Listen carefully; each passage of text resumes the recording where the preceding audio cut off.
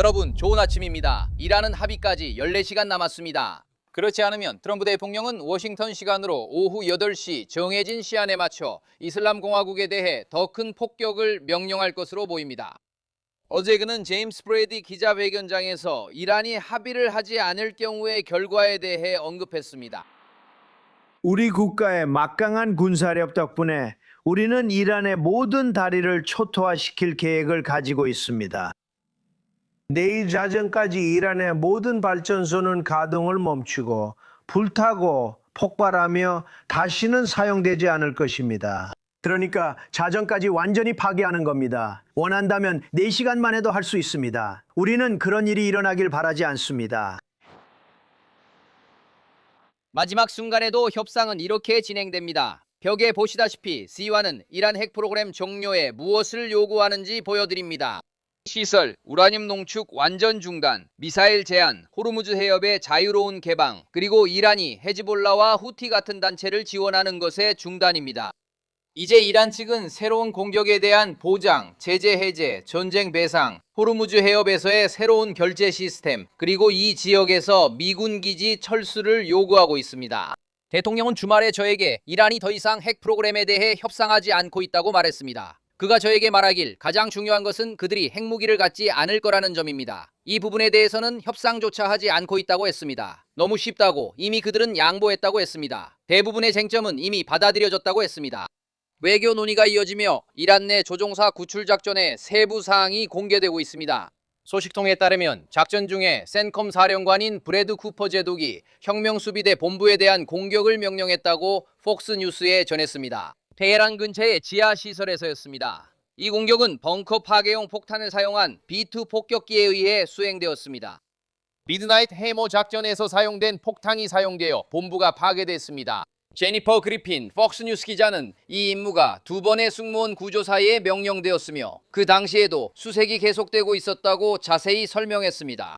이 폭격기들은 미국에서 바로 이 임무를 위해 출격했습니다. 그래서 여기에는 많은 변수가 얽혀 있습니다. 이란인들은 이런 일이 벌어지는 동안 이스라엘과 걸프 국가들에 계속 탄도 및 순항미사일을 발사하고 있습니다. 이러한 공격은 앞으로 몇 시간, 며칠간 계속될 전망입니다. 최근 몇 시간 동안 이 지역은 2가지 뚜렷한 길에 직면해 있습니다. 하나는 외교와 긴장 완화의 길입니다. 그리고 다른 하나는 이후 맹구아가 이란의 주요 인프라를 공격하는 길입니다. 여러분, 알겠습니다. 트레이 윙스트가 우리를 위해 현장에 있습니다. 감사합니다. 정말 감사합니다. 맷, 좋은 아침입니다. 감사합니다. 좋은 아침입니다. 그립. AP와 다른 언론들은 이집트, 파키스탄, 터키 중재자들이 미국에 제안을 했다고 보도하고 있습니다. 그리고 이란은 페르시아만에 위치한 호르무즈 해협을 개방하는 것을 포함한 45일간의 휴전 제안을 내놓았습니다. 이 제안은 어젯밤 미국과 이란에 전달된 것으로 알려졌습니다. 호르무즈 해협은 이란이 그곳을 지나는 무역과 선박에 영향을 미치면서 평화에 있어 핵심이 되었습니다. 어제 도널드 트럼프 대통령은 이란에 오늘 밤 8시까지 협상하라고 경고했으며 그렇지 않으면 내일 미국의 공격이 있을 수 있다고 밝혔습니다. 대통령은 이렇게 말했습니다. 화요일은 발전소와 다리의 날이 될 것이며 이란에서 모든 일이 하루에 일어날 것입니다. 이런 일은 다시 없을 것입니다. 당장 그 빌어먹을 해협을 열어라 이 미친놈아. 아니면 지옥에서 살게 될 것이다. 두고 보십시오. 안락계의 영광을 도널드 J. 트럼프 대통령. 주말에는 산화르 가르가시 박사님을 직접 만났습니다. 그는 그의 전 부인이라고 불립니다. 그는 현지 대통령을 자문합니다. 가르가슈 박사님은 만약 미국이 올바른 계획을 제시한다면 우리가 있는 이 아랍에미리트가 미국과 함께 호르무즈 해협에서 무력을 사용할 것이라고 말했습니다. 가르가시 박사님은 우리는 해상 전력으로 행동하지는 않겠지만 호르무즈 해협에서의 항해를 위해 이에미고아가 주도하는 모든 국제적 노력을 지지할 것입니다. 우리는 우리의 역할을 다할 것입니다. 라고 말했습니다. 또한 가르가시 박사님은 미국을 가장 큰 안보 동맹국으로 여기며 지금 미국과의 관계에서 노력을 2배로 늘릴 준비가 되어 있다고 밝혔습니다. 그립. 매트 핀, 두바이에서 생중계로 전해드렸습니다. 매트, 정말 감사합니다. 이제 팍스뉴스의 기고가 파이런 요크를 모시겠습니다. 파이런 안녕하세요. 매트가 언급했던 그 잠재적인 휴전 합의에 대해 바로 이야기해 보겠습니다. 하지만 이것은 지크라티오 역사상 가장 성공적이고 대담한 구출 작전이 배경이 되고 있습니다. 이것은 우리가 이란에게 어떤 일이든 성공할 수 있다는 걸 보여줍니다. 앞으로 상황이 어떻게 전개될 것 같나요? 구출 작전은 우리 적들에게도 그리고 미군에게도 엄청난 메시지를 전달합니다. 적들에게는 미국 정부가 어디든 갈 수 있고 무엇이든 할 수 있다는 것을 보여줍니다. 그리고 우리 군에게는 미군이 항상 당신과 함께 있고 당신 곁에 있다는 것을 보여줍니다. 이것은 장병들에게 보내는 데 있어 매우 중요한 메시지입니다. 이제 호르무즈 해역과 관련해서 무슨 일이 일어나고 있는지에 대해 말씀드리자면 부활절 아침에 대통령의 메시지는 분명히 이란의 발전소에 대한 공격을 위협했습니다.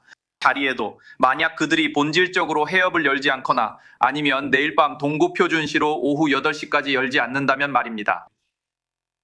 이제 지난주에 대통령은 다른 국가들을 참여시키고 만약 해협이 다시 열리면 그들이 해협을 감시하게 할 것에 대해 이야기했습니다. 그래서 저는 대통령이 이 문제에 대해 예측 불가능성을 계속 유지했다고 생각합니다. 그리고 저는 이란인들이 그가 실제로 무엇을 할지 전혀 감을 잡지 못하고 있을 거라고 생각합니다. 그리고 그는 확실히 자신의 소셜미디어 게시물에서 매우 직설적이고 솔직했습니다. 어제였죠? 네. 메시지에 대해 말씀하셨는데 바이런, 그게 정말 흥미롭다고 생각합니다. 이것이 나토에 어떤 메시지를 준다고 보십니까? 다른 나라들이 관여하고 있다고 말씀하셨는데 저는 어제 아리 플라이셔가 정말 인상적인 글을 올렸다고 생각했습니다. 그는 나토가 아마도 다시는 예전과 같지 않을 것이라고 말했죠. 요약하자면 그는 나토가 다시는 예전과 같지 않을 것이라고 밝혔습니다. 왜냐하면 이탈리아, 스페인, 프랑스와 같은 서방 국가들은 의무를 다하지 않았지만 동유럽 국가들은 의무를 다했고 폴란드는 자국 GDP 대비 방위비 지출이 ESA보다 더 많았기 때문입니다. 맞아요. 아리의 게시물들은 일련의 논쟁을 촉발시켰습니다. 하지만 분명히 그가 말하고자 했던 것은 프랑스, 스페인, 영국과 같은 일부 서유럽 나토 국가들은 처음에 미국과 협력하기를 거부함으로써 사실상 자신들에게 매우 나쁜 선례를 남기게 되었습니다. 그리고 여기서 다시 한번 도널드 트럼프 대통령은 그들에게 군대를 파병하라고 요구한 것이 아니었습니다. 그는 그들에게 공격에 참여하라고 요구한 것도 아니었습니다. 그는 미국이 기본적으로 이미 자금을 지원하고 있는 공군기지 사용 권한과 상공 통과 권한을 요청했을 뿐입니다. 그럼에도 불구하고 이들 국가들은 그 정도 수준의 협력조차 거부했습니다. 아리 플라이셔가 했던 일은 이들 국가들을 동유럽 국가들과 대조하는 것이었습니다. 동유럽 국가들은 훨씬 더 최근에 소련의 지배를 경험했고 그것이 무엇을 의미하는지 잘 알고 있었습니다. 이는 마치 매우 가까이에 있는 적이 미국과 전략적으로 협력하는 것과 같습니다. 그러니까 플라이셔가 말하고자 했던 것은 나토에서 변화가 일어날 수 있다는 것이었습니다. 권력의 변화나 어떤 종류의 변화가 있을 수 있다는 것이죠. 하지만 나토에서 무언가가 일어나고 있습니다. 오늘 오후 1시 기자회견에서 대통령으로부터 더 많은 정보를 들을 수 있습니다. 바이런 요크, 시간 내주셔서 감사합니다.